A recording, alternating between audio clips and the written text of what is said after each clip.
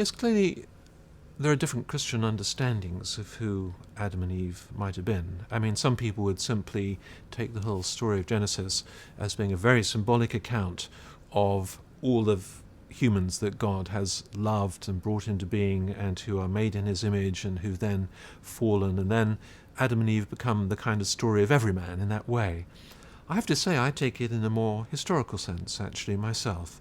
And so I would see Adam and Eve not as the first human beings on the earth. I think there were plenty of human beings around in the kind of Neolithic times that Genesis describes for us. But if we go to the Genesis text, it certainly appears that they were farmers.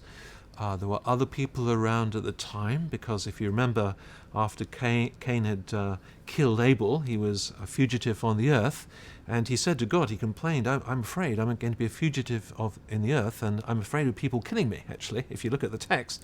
So clearly the Genesis text understands there were lots of other people around, there were cities around, and so forth.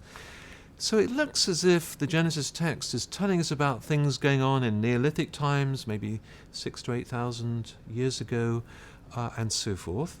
And so one of the understandings would be that Adam and Eve are actually Neolithic farmers that God chose to come into fellowship with himself and to understand what fellowship with God was all about and what a personal knowledge of God was all about.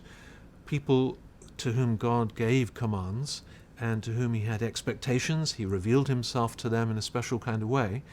And it was those people, that couple actually, who then fell from God's grace and who sadly disobeyed this light from God that they'd had. So that means that Adam and Eve then is not really about evolution or about genetics. It's actually about people called by God to be in fellowship with himself. And in fact, John Stott was the one who first called those people Homo divinus, the idea of the divine humans.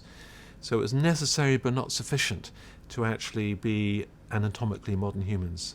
You had to have something extra, if you like, and that was knowing God in a personal way. And that can only come about through revelation, through God choosing to reveal himself to people.